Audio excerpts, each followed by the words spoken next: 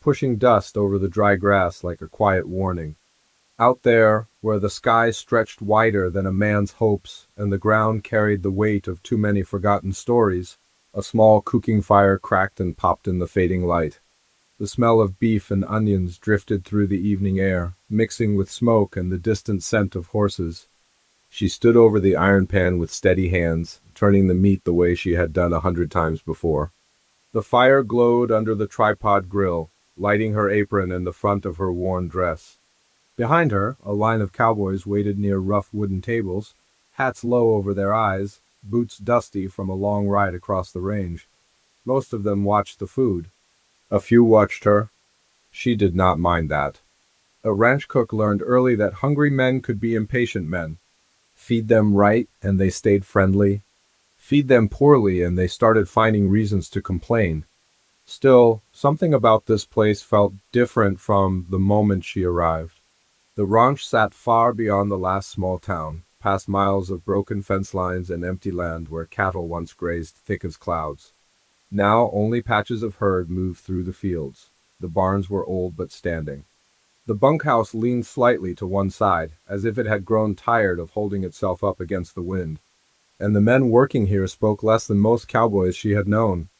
A tall rider stepped forward from the group and placed a tin plate on the table. He did not say a word, just gave a small nod. His face looked sunburned and serious, the kind of man who had spent more years on horseback than inside a building. She scooped meat and beans onto his plate. He took it and stepped away. The others followed, one by one, boots crunching over gravel and dry dirt. The quiet between them felt thick, not angry. Not friendly either, just careful. She had taken the job 2 weeks earlier in a dusty office behind the general store in a town that barely deserved the name. A ranch needed a cook for the summer drive. Good pay, a place to sleep. No questions asked. Back then it sounded like luck. Now she was not so sure. She wiped her hands on her apron and glanced across the land. The sunset painted the horizon in deep orange and purple, shadows stretching long across the prairie. Beyond the corral stood the ranch house, a large wooden place sitting alone on a rise of land. Its windows were dark.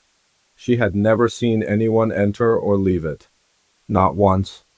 Which was strange. Every ranch had someone in charge. A boss, a landowner.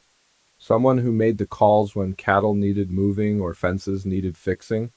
But here the cowboys worked like a crew without a captain. Orders came in short notes left on the kitchen table in the morning. Move the herd east. Repair the north fence. Ride out at first light. No signature. No name. At first she figured the owner simply stayed in town. Maybe he trusted the men to run things. But yesterday something changed. She had gone into the supply shed looking for flour. The door creaked when she opened it, and dust floated through the air like tiny ghosts. Old crates lined the walls, along with tools and broken saddle parts. That was when she noticed the maps. They were pinned across the back wall. Large sheets of paper, yellowed with age. Lines drawn across the landmarked rivers, hills, and boundaries. Some of those boundaries had been crossed out with thick black ink. And in the center of every map sat the same mark. A small circle drawn around this ranch. Below it, written in careful handwriting, were 3 words that made her stop breathing for a moment. Original owner removed. She stared at it for a long time. Removed did not sound like a simple sale. It sounded like something else. Something quiet, something hidden. That night she asked one of the older cowboys who owned the ranch now. The man only shrugged and kept eating his stew. Same folks who always did, he said. Then he changed the subject. Now, standing beside the fire as the last plates were handed out, she felt that same uneasy feeling crawling back into her chest. The tall rider returned his empty plate to the table and looked toward the distant ranch house. For a brief moment, his expression tightened, like a man remembering something he wished he could forget. Then he turned back to her. "You settling in all right, cook?" She nodded slowly. But before she could answer, a single light flickered on inside the ranch house for the first time since she arrived. Every cowboy at the tables went completely still. And suddenly she realized something that made the air feel colder than the open prairie wind. Someone had been inside that house the whole time, watching. The light inside the ranch house stayed on only a moment, glowing through the dusty window like a small lantern in the dark. Every cowboy near the tables had noticed it. Forks stopped halfway to mouths. Boots shifted in the dirt. Even the horses tied near the fence seemed to sense the sudden tension hanging in the air. No one spoke.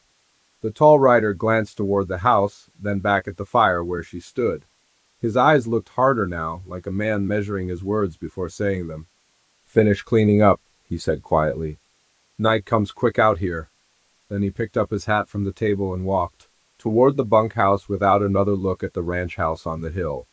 One by one, the other cowboys followed him. Their chairs scraped the ground as they stood. Plates were left stacked on the table. Within a minute, the yard that had been full of tired voices and quiet eating was empty. She stood there beside the fire, holding the cooking spoon in her hand, watching the dark shape of the ranch house. The light had gone out again. The whole place looked just as empty as before, but now she knew better. A ranch cook learns many things just by listening. Men who ride all day talk at night. They talk about cattle, storms, lost horses, old trails, and sometimes things they probably should not say out loud. But these men were careful with their words. Too careful. During her first week at the ranch, she had tried to make conversation the way she always did. Asked where they came from. Asked how long they had worked this cattle drive. Asked about the owner of the land. The answers were short. Most of them just shrugged. A few said they were hired the same way she was, through a man in town who never gave many details. One cowboy with gray in his beard finally told her something useful after supper 3 nights ago. He had leaned back in his chair, staring at the dark prairie beyond the firelight. "This land used to belong to a family," he said slowly. She had waited for him to continue, but he only rubbed his chin and changed the subject to the weather rolling in from the west. Now she wiped the last pan clean and poured a bucket of water over the fire. Steam rose into the cooling air. The sky above the prairie had turned deep blue, with stars starting to appear one by one. Her small room sat beside the kitchen shed, a narrow space with a bed, a wooden chair, and a window facing the hill. From there she could see the ranch house clearly. Tonight the house looked darker than the land around it. She stepped inside and closed the door behind her. The boards creaked under her boots as she crossed the room. Before sitting down, she moved the curtain aside and looked out the window again. Nothing moved, no lantern light, no shadow in the windows. But the feeling of being watched had not left her. She remembered the maps in the supply shed, the black ink crossing out the old boundaries, the strange words written underneath, original owner removed. Who had written that? And what did removed truly mean? Her thoughts drifted back to the day she first arrived at the ranch. The wagon that brought her from town had dropped her near the gate before turning back down the long road. The place looked quiet then, too. One cowboy had been waiting beside the corral. Not the tall rider who seemed to lead the crew now, but another man who kept glancing toward the hill while she unloaded her bags. "You the new cook?" he asked. She nodded. "Kitchen's out back," he said, pointing with his thumb. That was the entire welcome. No mention of the ranch owner. No explanation about the empty house watching over the land. Later that evening she noticed something else strange. A fence line running along the north pasture had been repaired with new wood, but the ground around it looked freshly dug. At the time she figured the men were just fixing storm damage. Now she wondered if it meant something more. A sudden sound pulled her away from the window. Boot steps outside. Slow ones. She stayed still, listening. The steps stopped near her door. For a moment there was only silence. Then a soft knock landed against the wood. She opened the door carefully. The gray, bearded cowboy stood there, hat in his hands. The lantern from the kitchen shed lit the deep lines on his face. "You saw the light," he said quietly. She nodded. He looked over his shoulder toward the dark ranch house before speaking again. "You ought to keep clear of that hill," he said. "Best advice I can give." "Why?" she asked. The old cowboy took a long breath, like a man deciding how much truth to share. "This ranch has changed hands more than once," he said. "But the story never changes." "What story?" He hesitated, then his voice dropped lower. "Folks who owned this land before, they did not leave the way people say. A cold wind moved across the yard just then, rattling the loose boards on the shed." She glanced past him toward the hill again. And for the second time that night, a single light flickered inside the ranch house window. The light in the ranch house window stayed on longer this time. It glowed steady through the glass, pale and quiet against the dark prairie night. The gray, bearded cowboy turned slowly and stared at it, the lines on his face tightening. "You see that?" he said under his breath. "I see it," she answered. Neither of them moved for several seconds. The wind slid across the yard, pushing dust along the ground and rattling the loose tin bucket hanging near the well. Finally, the old cowboy pulled his hat back onto his head. "You best get some sleep," he said. "Morning comes early on a cattle ranch." "That house," she said, stopping him before he could turn away. "Who is in there?" He looked toward the hill again, then back at her. That's a question folks around here stopped asking. With that, he walked away across the yard toward the bunkhouse, leaving her standing alone beside the door. The lantern near the kitchen shed flickered softly. Somewhere in the distance, a horse snorted in its sleep. Everything about the ranch looked calm, but inside her chest the uneasy feeling had grown stronger. She stepped back into her small room but left the curtain open.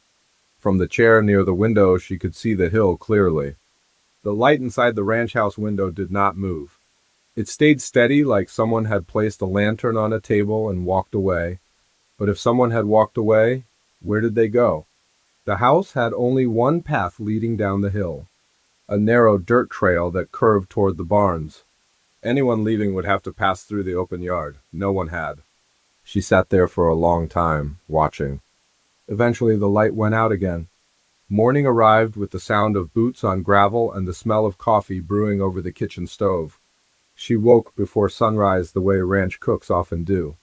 The cowboys would be riding soon, and they needed food before the day began. Outside, the prairie stretched wide and gold in the early light. The ranch house stood silent on the hill again, its windows dark. If someone had been inside during the night, there was no sign of it now. The tall rider walked into the kitchen shed just as she started frying bacon in the pan. "Morning," he said. His voice sounded normal, but his eyes briefly flicked toward the hill before returning to the table. "You sleep all right?" he asked. "Well enough," she said. He poured himself a cup of coffee and leaned against the wall. Up close, she could see the dust from yesterday's ride still clinging to his boots. "Drive starts early today," he said. "We move part of the herd north toward the creek." She nodded, setting plates on the table.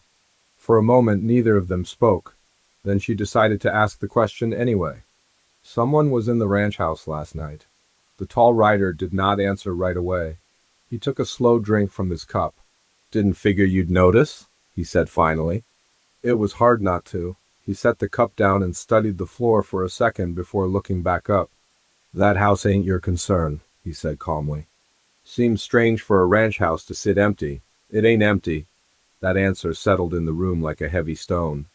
She waited for him to say more, but he did not. Instead, he pushed away from the wall and picked up his hat. "Best stick to cooking," he said. "That's what you are hired for." Then he walked out into the yard. The cowboys gathered their gear near the corral soon after. Saddles creaked. Horses stomped and tossed their heads as the men prepared for the cattle drive. Dust rose in thin clouds under the growing sunlight. While carrying a bucket toward the well, she noticed the gray, bearded cowboy standing near the north fence line. He was looking down at the ground the way a man studies tracks. She walked over. "What you looking at?" she asked.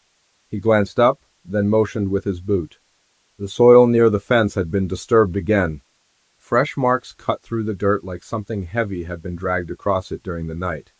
"That wasn't here yesterday," he said. Her stomach tightened. "Could be cattle," she suggested. The old cowboy shook his head slowly.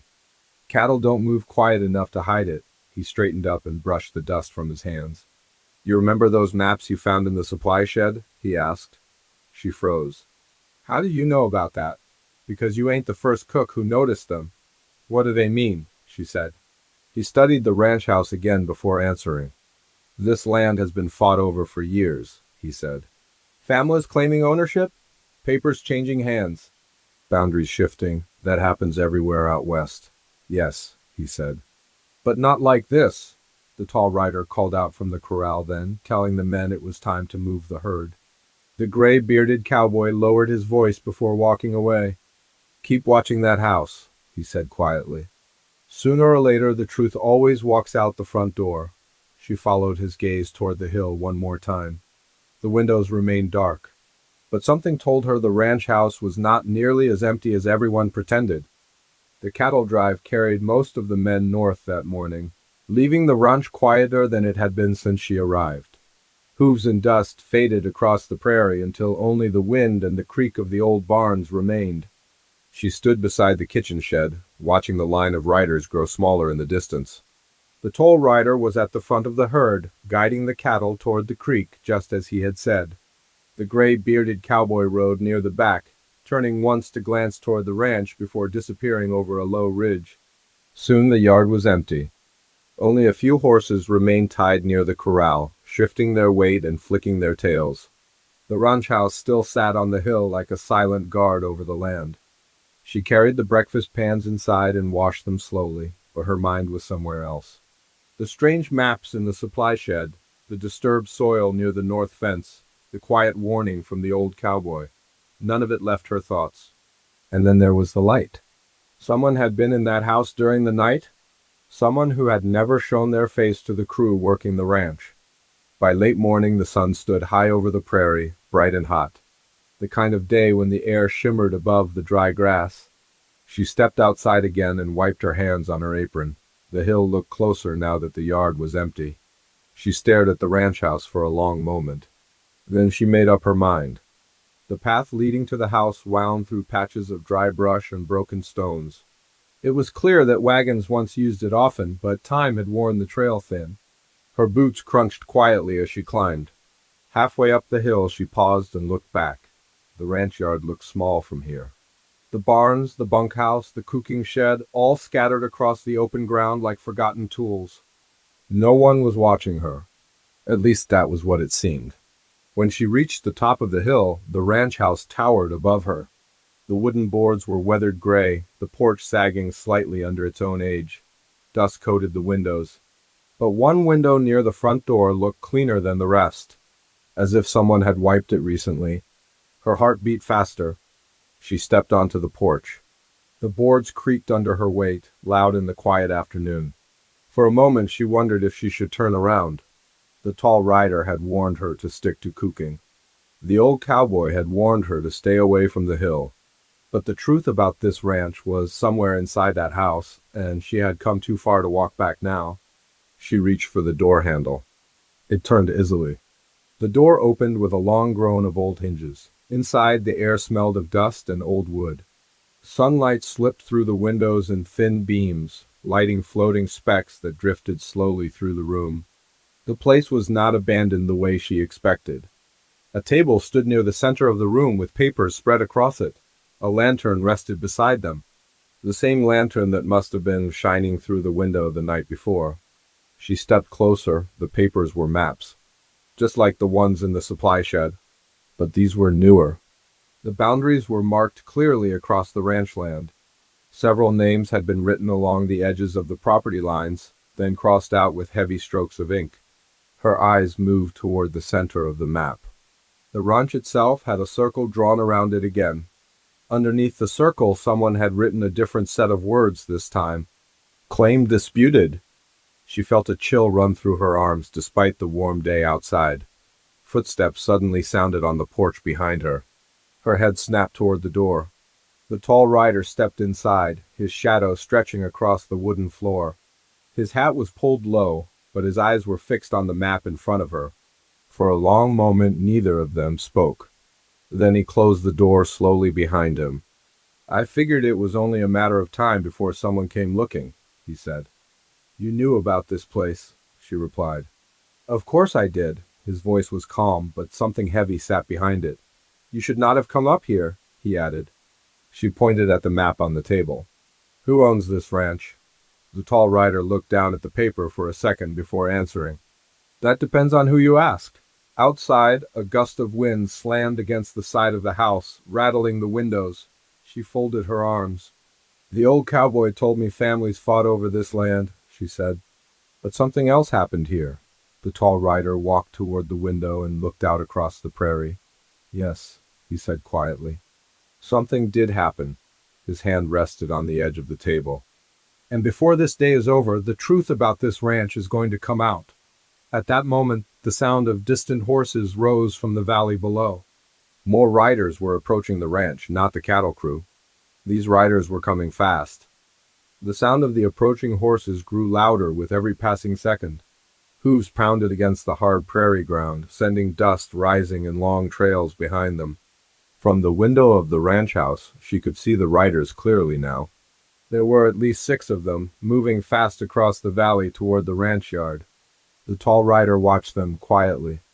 "They finally decided to come," he said. "Who are they?" she asked. He turned from the window and looked at the map again.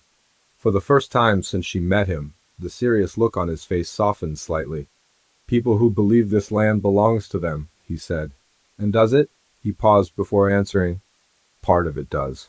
The riders reached the ranch yard and pulled their horses to a stop near the corral. Their voices carried up the hill as they spoke among themselves, looking toward the house. The tall rider walked to the door and opened it. "You might as well hear the rest," he said. They stepped out onto the porch together.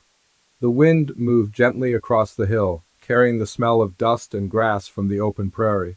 Down below, the group of riders had spotted them. One of the men raised his hand in greeting before starting up the hill. As they climbed, the tall rider spoke quietly. "This ranch used to belong to a family that settled here long before the cattle drive started," he said.